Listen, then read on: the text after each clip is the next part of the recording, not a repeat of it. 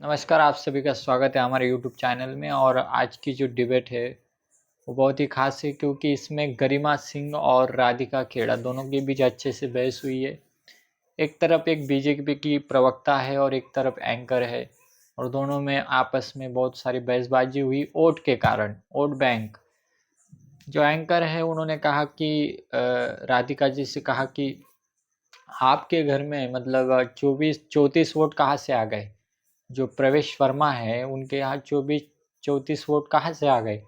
तब राधिका खेड़ा ने जवाब दिया कि आप बताइए कि राहुल गांधी के घर में 24 वोट कहाँ से आ गए।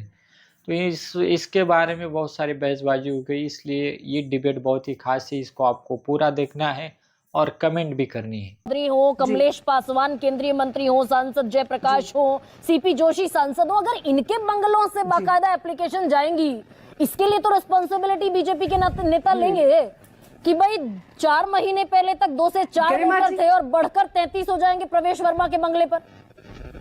ओनस लेना पड़ेगा। राधिका, आपका साधुवाद आपने मुझसे ये सवाल पूछा। आपका साधुवाद आपने मुझसे ये सवाल पूछा और मुझे कंप्लीट करने दीजिएगा बिना टोके। देखिए, पहले प्रवेश वर्मा जी जहां से चुनाव लड़ते थे उनकी वोट उधर से थी। अब जब वो शिफ्ट कर गए, नई दिल्ली कॉन्स्टिट्यूंसी में आ गए, जाहिर सी बात है, फैमिली है, बीवी है, बच्चे हैं, फैमिली में और कौन रहता है, उनका स्टाफ भी जो साथ आता है। अब देखिए ना, राहुल गांधी जी जिस घर में रहते हैं वहां पे 24 वोट है। ना राहुल गांधी की शादी हुई भी है, ना राहुल गांधी की पत्नी है, ना बच्चे हैं, फिर भी 24 वोट है उनके घर में। पर साहिब सिंह वर्मा जी के पुत्र प्रवेश वर्मा जी के तो पूरी फैमिली है, उनकी है, उनके यहाँ जो काम करते हैं, जाहिर सी बात है उनकी भी वोट वहां बनेगी। लेकिन तो पुरानी वोट आ गई, तो इसमें इतनी तकलीफ क्या है? अगर एक सिंगल आदमी, आप मुझे बताइए, अगर एक सिंगल आदमी के घर में 24 वोट हो सकती है राहुल गांधी के, तो प्रवेश साहिब सिंह वर्मा जी जिनकी पूरी फैमिली है उसमें 34 क्यों नहीं हो सकती? नहीं, मैं सवाल इससे अलग पूछ रही हूँ। उनके पुराने घर की डिटेल्स निकाल लीजिए अगर मैं गलत बोल रही हूँ तो। नहीं, आप एब्सोल्युटली ठीक कह रही हैं। अगले शो में आप दिखा दीजिएगा। 4 वोट से बढ़कर 33 वोट हो जाना। शिफ्ट करे ना, जब वो सांसद लड़ते थे। गरिमा जी, आप दिल्ली में रहती है कि यूपी में? मेरे सवाल का मैं नहीं जानती आप कहाँ रहती हैं, लेकिन दिल्ली में जो लोग जानते रहते हैं, जो लोग दिल्ली में रहते हैं वो जानते हैं कि हमेशा वेस्ट दिल्ली सीट से सांसद रहते थे प्रवेश वर्मा जी। उनके वो कहीं और रहते थे। अब वो जब नई दिल्ली से चुनाव की तैयारी कर रहे थे, यहाँ पे आ रहे थे, उन्होंने शिफ्ट कर दिया। प्रवेश वर्मा की ना तो शादी नई नवेली हुई, ना वो सांसद बने नए नवेले। सिर्फ आप कह रही हैं कि दूसरी जगह से शिफ्ट होकर नई दिल्ली विधानसभा में आए, तो अभी तक उनके घर पर जो 2 से 4 वोट थे वो बढ़कर 33 वोटों की एप्लीकेशन कैसे हो गई? कौन है ये 33 लोग? जाहिर सी बात है, मेरे घर में जो लोग रहते हैं, 24 घंटे हमारे साथ रहते हैं, उनकी भी वोट यहाँ पे हो जाती है। कोई दूर से अगर आया हुआ होता है वो वहां नहीं जाता देने वोट, जहां रहते हैं वहीं अपनी वोट देते हैं, जहां रहने आ जाते हैं। ये सिर्फ 15 दिन में राधिका खेड़ा अभी चुनाव के मैं ये समझना चाह रही हूँ, 15 दिन पहले ये याद आया कि रसोइये का भी वोट बनेगा, माली का भी, यानी कि सारे लोगों ने हमेशा हमसे सवाल पूछती है राधिका, यानी ये सारे लोग लोकसभा चुनाव के वक्त मौजूद नहीं थे। बहुत जहन में सवाल है, रसोइया, माली, धोबी, साहब, ये सब लोकसभा चुनाव में नहीं थे क्या?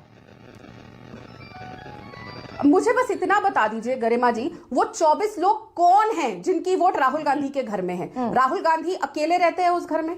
इस सवाल से क्या ये सवाल क्वेश हो जाता है? घर में रहती है 24 लोग अगर राहुल गांधी की घर की वोट में हो सकते हैं, मुझे ये तकलीफ समझ नहीं आती। अगर राहुल गांधी जो एक अकेले रहते हैं, सिंगल बैचलर है, उनके घर में 24 लोग हो सकते हैं वोट पे, लेकिन एक परिवार वाले आदमी के घर में अगर 34 वोट है तो सबको बहुत तकलीफ होने लग जाती है। तो राहुल गांधी पर अखिलेश प्रताप जवाब देंगे, आप प्रवेश वर्मा पर जवाब दीजिए ना राधिका। प्रवेश वर्मा पर जवाब दीजिए, यानी कि रसोइया, धोबी, माली। एक सेकंड राधिका, आपने मुझसे सवाल पूछा गरिमा जी, रसोइया, धोबी, माली, सहायक लोकसभा चुनाव में नहीं थे। 34 वोट कैसे है?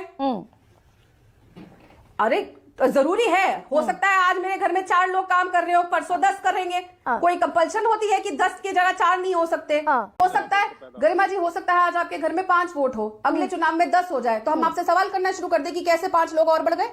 समझ गया मैं। हो सकता है उसके बाद 15 हो जाए। तो ये तो संवैधानिक हक है वोट देने का, और अगर आपको लगता है उसमें कोई डिस्क्रिपेंसी है, आप चुनाव आयोग में कंप्लेंट करिए, चुनाव आयोग, और अगर आपको चुनाव आयोग में विश्वास नहीं है तो चुनाव मत लड़िए। शाबाश बेटा, बहुत बढ़िया।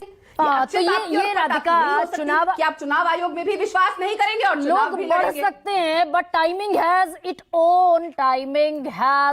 बढ़ और घट दोनों सकते हैं। राधिका, अच्छा एक बात और बताइए, अडल्ट भी होते हैं, very fair point, very fair point. अच्छा एक बात बताइए, शादी भी होती है, बच्चे भी होते हैं, मौत भी होती है, जिससे कम भी होते हैं। लोग आते हैं फैमिली सिंगल, कभी आप न्यूक्लियर फैमिली होते हैं, कभी जॉइंट फैमिली होते हैं, ये तो चलता रहता है, ये हमारा संवैधानिक हक है। लेकिन परवेज साहिब सिंह वर्मा जी पे क्यों होगा? क्योंकि एक लौते जाट मुख्यमंत्री जो दिल्ली के रहे उनके पुत्र हैं, और सारा जो नैरेटिव जाट राजनीति का और जाटों को आरक्षण देने का अरविंद केजरीवाल रचा रहे हैं, जाटों को बेवकूफ बनाने का, वो सारा ध्वस्त हो जाता है। अच्छा राधिका, ये डिस्क्रिपेंसी है तो चुनाव आयोग के पास चले जाना चाहिए, नहीं तो चुनाव नहीं लड़ना चाहिए। लेकिन ये बड़ा एक सेकंड राधिका, एक सेकंड, बिल्कुल एक सेकंड, वन सेकंड, ये बड़ा कमाल का खेल भी चल रहा है क्या कि 6 महीने पहले तक जितनी महिलाएं थी विधानसभा में 5% पुरुष बढ़ जाते हैं और 7% महिला वोटर विधानसभा में बढ़ जाती हैं, लोकसभा में यही घट जाते हैं। तो जब दिल चाहा तब घटा दो और जब दिल चाहा तब बढ़ा दो। क्या करूं मैं इसका, क्या करूं इसका? तो आप इसका मतलब इलेक्शन कमीशन पे सवाल उठा रहे हैं? आपका विश्वास नहीं है इलेक्शन कमीशन पे, आप विश्वास नहीं करती? पॉपुलेशन बढ़ती नहीं, कम नहीं होती, कोविड में लोग मरे नहीं, कुछ लोग दिल्ली छोड़ के गए नहीं, नए लोग दिल्ली आए नहीं, लोगों की शादियां हुई नहीं, लोग वो नहीं हुए, बालिग नहीं हुए, 18 साल की नहीं हुए, फर्स्ट टाइम वोटर नहीं आए, कुछ नहीं हुआ। जैसे कि जैसे स्थिर पॉपुलेशन है वैसी रहनी चाहिए। दिल्ली में रोज लाखों लोग आते हैं, लाखों लोग छोड़ के जाते हैं, यानी कि बाकायदा चुनाव आयोग स्क्रूटनी करता है, नए वोटर आते हैं। राधिका, यानी कि चुनाव आयोग बाकायदा स्क्रूटनी करता है और स्क्रूटनी के बगैर नहीं हो सकता ना। आपने मेरे सवाल का जवाब नहीं दिया। आपको चुनाव आयोग पे भरोसा है कि नहीं है?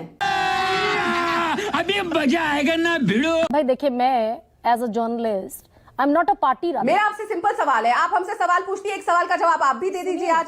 आपको चुनाव आयोग पे भरोसा है कि नहीं? देखिए, मुझसे आई am not a party any more, मैं पार्टी नहीं हूं ना राधिका। तो मतलब आपको भरोसा नहीं है, वरना अगर आपको होता आप सीधा बोल देती। नहीं, तो मेरे भरोसे से इस डिबेट का कोई लेना देना है नहीं।